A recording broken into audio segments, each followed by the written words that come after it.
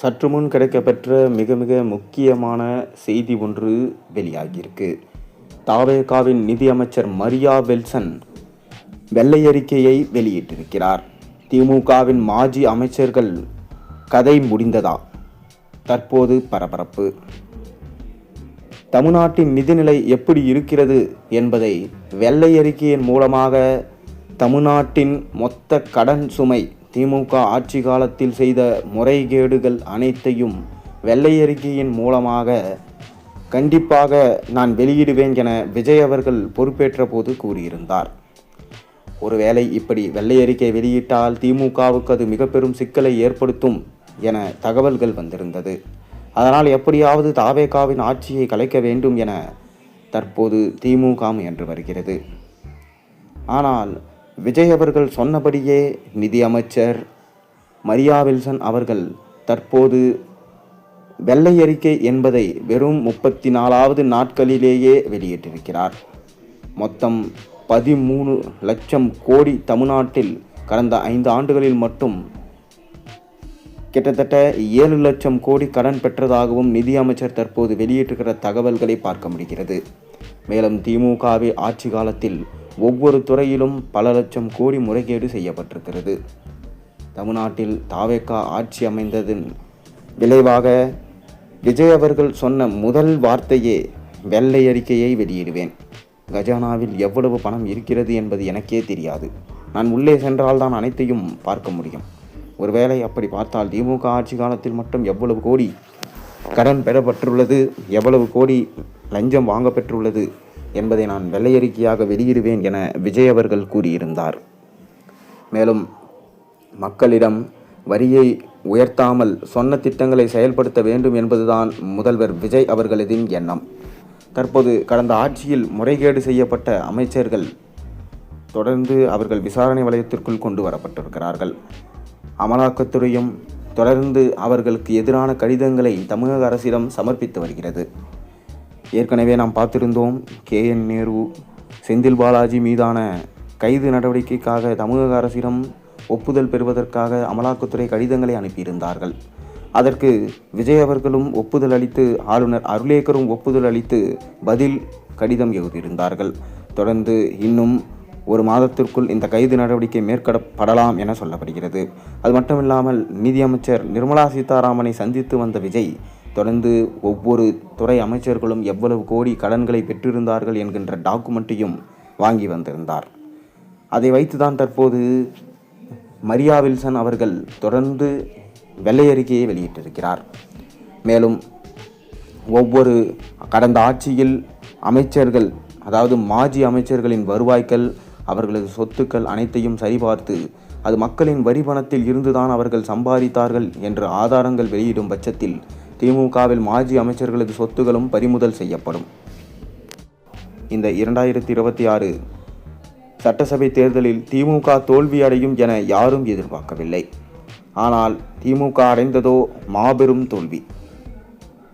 மேலும் ஸ்டாலின் அவர்கள் தொடர்ந்து எப்படியாவது இந்த விஷயத்திலிருந்து தப்பிக்க வேண்டும், வெள்ளை அறிக்கை வெளியிட்டால் திமுகவின் மாஜி அமைச்சர்களது கொட்டம் வெளிவந்துவிடும், அதனால் விஜயை யோசிக்க விடாமல் தொடர்ந்து அவரை விமர்சனம் செய்து கொண்டு வந்தால் கண்டிப்பாக கஜானா பற்றிய அனைத்து விஷயத்தையும் தகவல்களையும் வெளியில் சொல்ல மாட்டார்கள் என நினைத்திருந்தார்.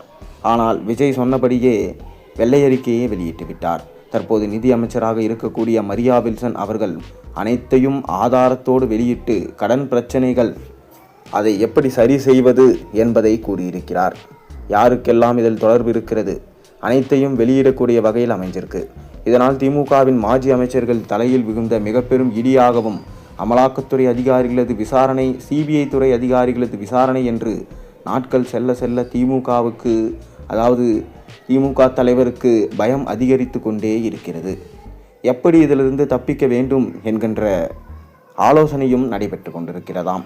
திமுகவின் ஆட்சியில் ஊழல் செய்யாத அமைச்சர்கள் மட்டும்தான் இதிலிருந்து தப்பிப்பார்கள். மற்ற ஊழல் செய்த மாஜி அமைச்சர்கள் அனைவரும் சிக்குவார்கள் என்கின்ற தகவலும் தற்போது வெளிப்பட்டிருக்கிறது. ஏனென்றால் திமுகவின் மாஜி அமைச்சர்கள் செய்த ஒவ்வொரு ஊழலும் விஜய் அவர்கள் பட்டியலாக வைத்துள்ளார். எவ்வளவு கோடி, எவ்வளவு துறையில் எந்தெந்த அமைச்சர்கள் அடித்தார்கள் என்பது அனைத்தும் விஜயின் கையில் ஆதாரமாக இருக்கிறது. இதை அனைத்தையும் அமலாக்கத்துறையிடம் சமர்ப்பித்தாலே போதும். ஏற்கனவே அமித்ஷாவை சந்தித்து அனைத்து டாக்குமெண்ட்ஸையும் ஒப்படைத்து விட்டு வந்துவிட்டாராம் விஜய்.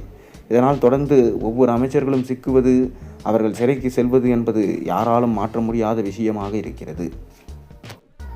ஒருவேளை திமுக மீண்டும் வெற்றி பெற்றிருந்தால் தமிழ்நாட்டின் கடன் கிட்டத்தட்ட 25 லட்சம் கோடியாக மாறி இருக்கும் என்கின்ற தகவலும் தற்போது நம்மால் பார்க்க முடிகிறது.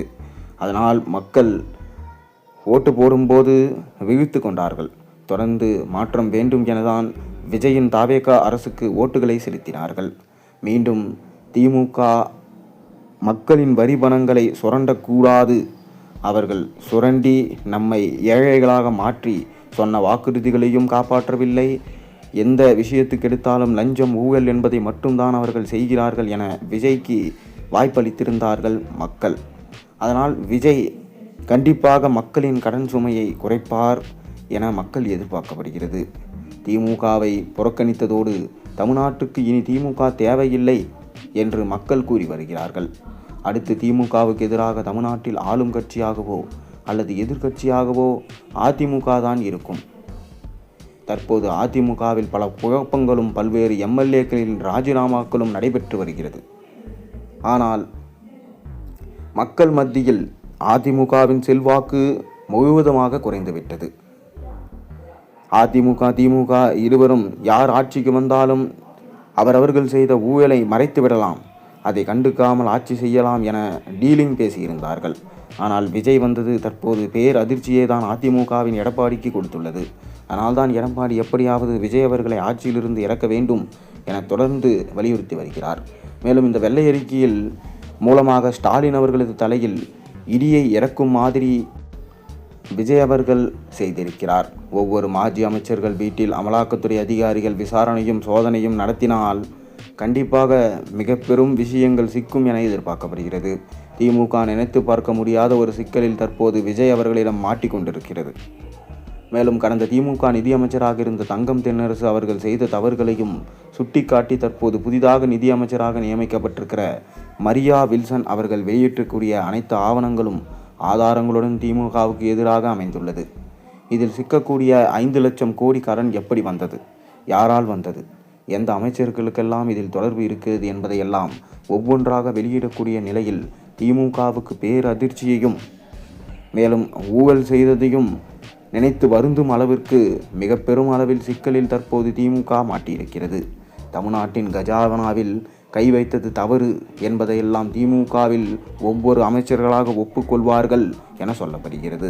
ஒருவேளை இந்த வெள்ளை அறிக்கையில் சொல்லியது போல திமுகவின் மாஜி அமைச்சர்கள் ஒவ்வொருவரும் கூண்டோடு கைது செய்யப்பட்டால் அவர்களுக்கு எத்தனை ஆண்டு காலம் வரை சிறையில் அடைக்கலாம் என்பதை நீங்கள் கமெண்ட் வாயிலாக தெரிவியுங்க.